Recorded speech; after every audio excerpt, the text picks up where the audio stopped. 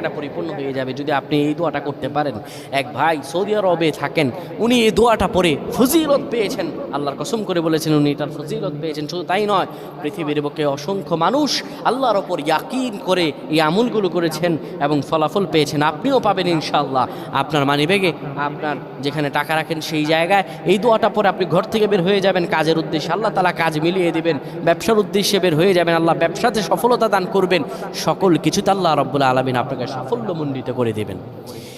এই দোয়াটা আপনারা পড়বেন, মানিব্যাগটা হাতে নেবেন, কিংবা যেই জায়গায় টাকা রাখেন ওই জায়গাটার মধ্যে আপনি এই দোয়াটা পরে ফু দিবেন।